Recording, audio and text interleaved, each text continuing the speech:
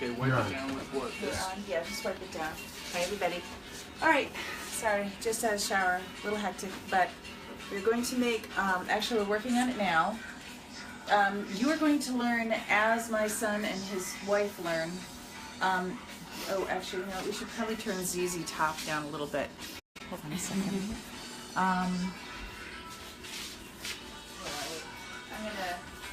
We'll pause it for a little bit. Okay, here we go. All right. So we do not want the flour on here.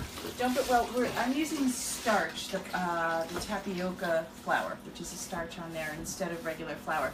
All right, real quick, this is the simplest thing. If you get the flour right, all is well. And then there's a little bit of a technique. Gluten-free, gluten is what gives the dough stretch. So this dough has no stretch. And that makes it a little bit tricky. So what I'm going to do, this is so, it's you know, everything I do, I try to make it really simple. It's 2 cups of brown rice flour. There's one.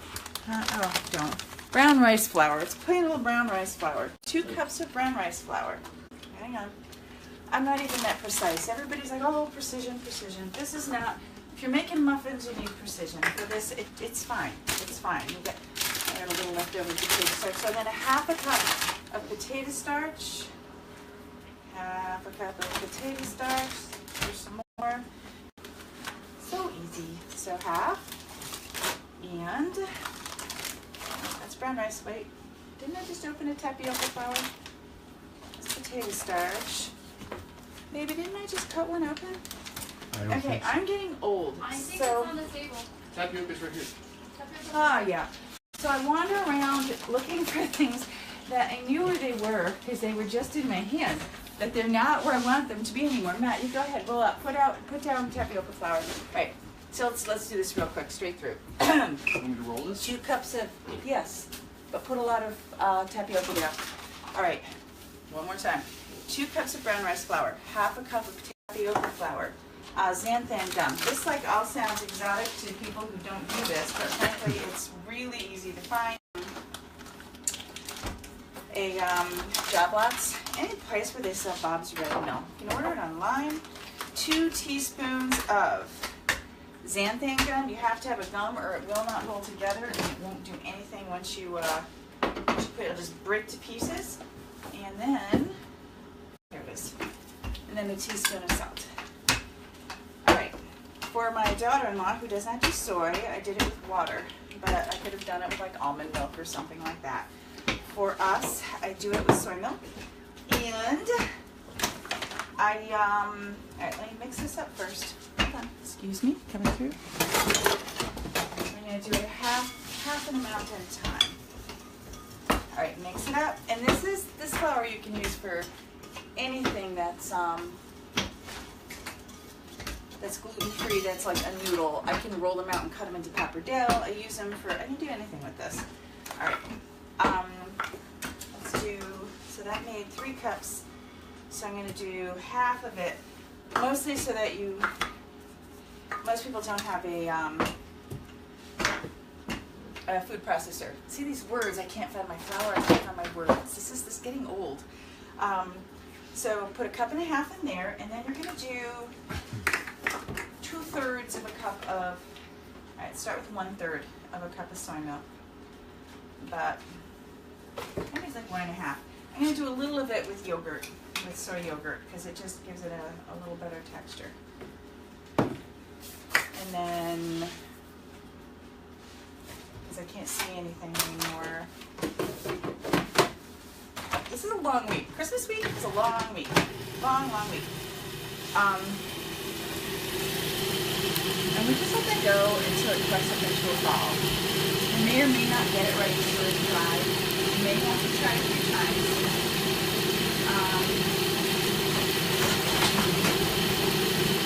It's just a matter of adding a tiny bit more flour or adding a tiny bit more soy milk, but I actually let go. I think I've got it. Okay, hold on.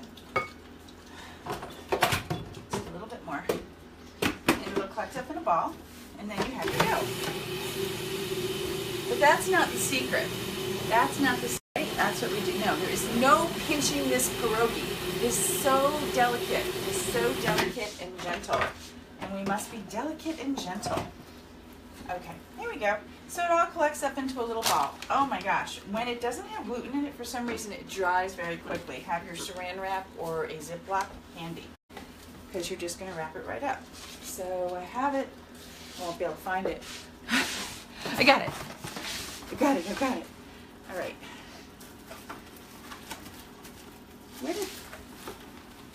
Where is she?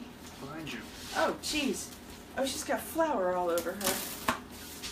Now the last time I did one of these, Petunia Buttercup was just a little tiny baby. And Petunia Buttercup is all grown up and she's still in the kitchen. If you, here baby, just, you can wander through but she's sleeping because she's in for the night. That's Petunia Buttercup. And now we have the protege, and that's Emma Tilda. And she'll be doing our sampling this year. All right, so baby over here with that. Do I have a knife here? All right, and as we all know from my past stuff, I'm gonna cut this off and then I'll throw it all with a little bit more wet stuff into the food processor. Oh, okay. We must use so much flour with this. So much. You know, we Slovaks, we are cheap. And that is why we do not do circles. We don't waste anything. This is faster. It tastes the same. It really does. All right. Let's go again with, well, let's switch. Now let's go with white potato. Okay, so these are my, if you grind up tofu, and with a little bit of salt in it, it really tastes just like farmer's cheese. So for those who are vegan and gluten-free, hi. It's a great substitute and it's a big nothing. All right. So what we're going to do is we're going to allow our pierogi to fall into place, to gently fall into place, and fold them closed, gently touching them. Okay. So this requires, and this does take longer, and I apologize. I don't know any other way to do it. You can't make them fast. So water all the way around. Oh, jeez. And what you do, kind of make a little pocket with your hand, and then just let it fold closed. Just touch it together. Now, if you push too hard on anything, so there's a little bit of a crack in the top there. Yeah, easily these monsters crack. Now that one's safe. That will go into the water and come out okay. All right, so do a demonstration of a newbie with the, hop in, let's go. Come on, let's get these done. We have a lot to go. If you see behind them, there's maybe 10 rollouts. So be generous, careful, careful. See his feet starting to split there, Matt. Get it in your hand. Make that little pocket in the palm of your hand. Make sure you careful, make sure you flop it over far enough. Guys, don't argue on the floor. No. You stole her bed. Agnes Amelia, that is not your bed. And gently make sure on the edges too. So see down here, to just examine your edges. Make sure they're all closed, otherwise everything falls out. You know, no, they're not the prettiest pierogi, but they work. And they're delicious. And I serve these, and I don't tell anybody that they are gluten-free. I just serve them, and nobody notices the difference between how these taste and the regular ones taste. Let's do it like this. Ooh, she's being tricky. And being tricky. And there's no real quick way. So it's water around the edges. And you know, you can see about how thick we're rolling it out. Put the water around the edges. Oh gosh, and make sure you wipe it dry before you do the next round. And then just, see, I've been at this a while. Me and gluten-free. If I have anything with gluten in it, I have severe heart palpitations. It's so depressing. But you know, there are things I just refuse to go without. I refuse to go without pierogi on the holidays. So, you figure it out. You just figure it out. All right, for me, I don't boil them all right away for Christmas. What I do is I take the sheets with the wax paper on it. I throw them into the freezer. Well, I don't throw them in the freezer. I gently place them in the freezer. When they're frozen absolutely solid, and not sooner, otherwise they will stick together, take them out and throw them into a Ziploc bag and throw them back in the freezer. And then you can just cook them from that frozen state, just like you would the ones that you know, Mrs. T's, but these taste better. And if you're celiac, or if you have the, would you believe, Agnes, or if you have things like heart palpitations from gluten, this is ideal, and it tastes the same. It tastes the same. I really, once you start throwing them in the tossing them in the melted butter. Ah! Okay, that's right. No, don't do that one. It will never ever work. Roll out another. No. See that? See this crack? Don't do that. It will never hold together. So That's my fault. just, I thought I was helping. if you mess up, just throw it in the pile of the stuff that's going to get redone, and that's fine, because we're going to throw it in the food processor, and we're gonna get that right. Okay, so dump a little more. There's the tapioca flour. Dump the tapioca flour on. I'm just seeing who's there. Oh, Joseph Brunel. Hey, how you doing? You can type and then I'll know. Brenda. Oh my gosh.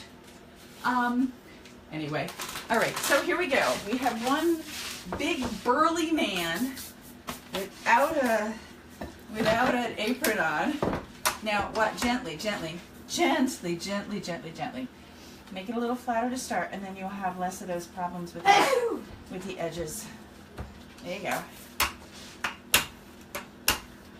She's covered with flour. Did you see the flour all over this pig? She's just covered with flour, and she's licking it all off of his shoes. Okay. All right, so nice and gently, nice and slow. Give it a flip there while you still can.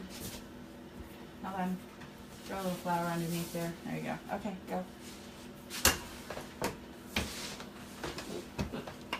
And then we're gonna do for fillings. We do white potato, sweet potato, the fake cheese, and we do the sauerkraut, which I have not. When you do sauerkraut, it's a bit of a pain. First of all, I saved the sauerkraut juice to make the sour soup, which I will do tomorrow. It's the mushroom soup. Everything's very Slovak here. So I'm draining out the sauerkraut juice to make the soup sour. And then I chop it in the food processor, because the stray sauerkraut pieces, you cannot get those things to close over the top. So anyway, all right, let me see. Okay. All right. The dough feels weird. It's because it's not stretchy, and when I stretch, as we know, you cannot get stretchy. All right, so we're gonna do the best we can to make like squares with this, and then we're gonna do. Hang on, let's see. And it's so much easier to get the shape correct with the gluten. But honest to God, you won't know the difference. You will not know the difference. It'll be just fine. You will have your Christmas pierogies. So the deal is, don't get the flours wrong. These are easy to find. It's not, I mean, if you don't get these things, it might be a little thin in the middle. We'll find out. But Ocean State Job Lots is, I mean, it's cheap. It is the cheapest place to get this stuff. It's amazing. Okay. So let's go with a sweet potato around here. My husband getting creative with the camera. And really, you just need, honestly, really a teaspoon. That's it.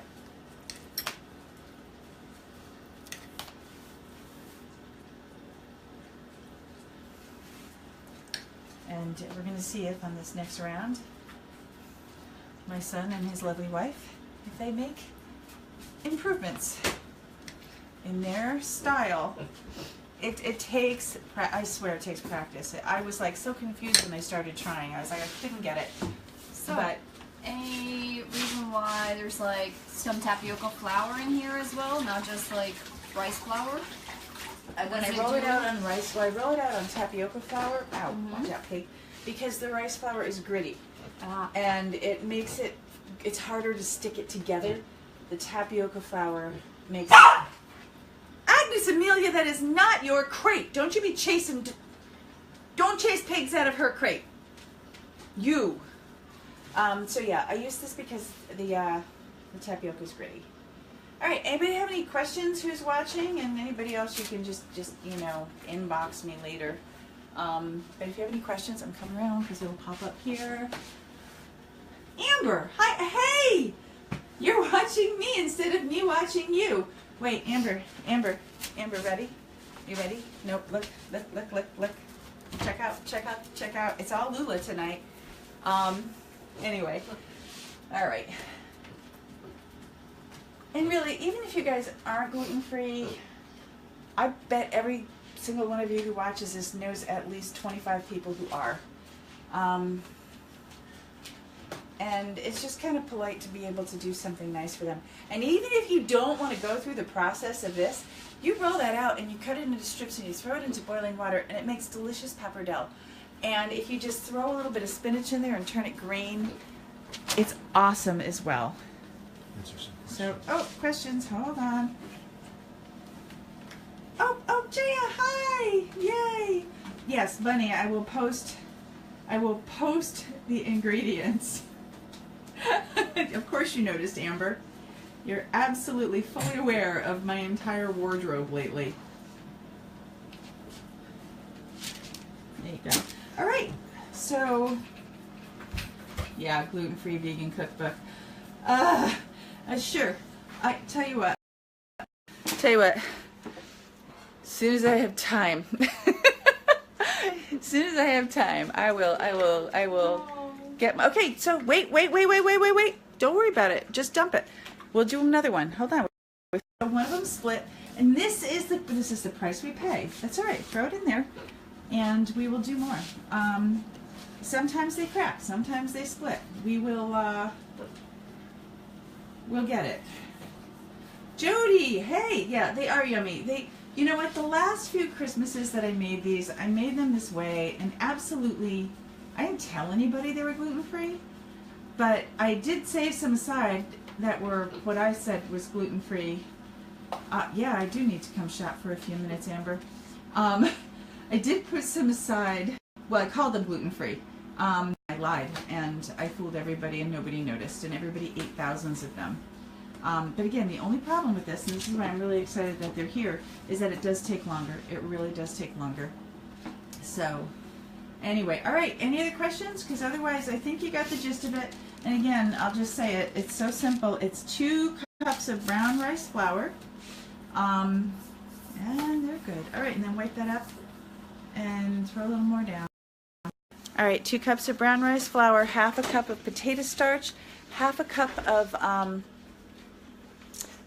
tapioca starch, 2 teaspoons of xanthan. Oh wait, I flipped it around so it's on me. And 1 teaspoon of salt. Throw it in there, and then you could use soy milk, you can use water, you can use regular milk. When doing the gluten-free, I think it just tastes a little better and it has a little better texture. I use my homemade soy yogurt. You could use yogurt, at least half, and it seems to improve the texture of the gluten-free. And other than that, and it's, you know, it's like, so if you do 1.5 cups of that mixture with, start with 1/3 cup of liquid and then add a little at a time until it collects up in a ball in your food processor. I never try and do that part by hand anymore. I never do. It's just, I can't. Keep it as round as you can before you even start, and it keeps you from losing the edges. Okay, everybody, thank you for joining me, and I'm gonna try and do a stories from the picnic basket tomorrow. I'm a little overwhelmed, but I will try and do that tomorrow. All right, thanks. And hold on. A round of applause for my handsome son who is home from the Middle East, where he's normally playing chemist at NYU of Abu Dhabi. And ready? my adorable little teeny tiny daughter-in-law, but get the profile. Do you know what's cooking? We are cooking something else in that little oven.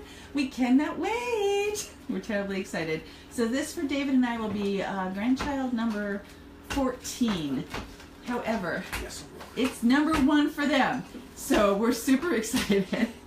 All right, later everybody. Thanks.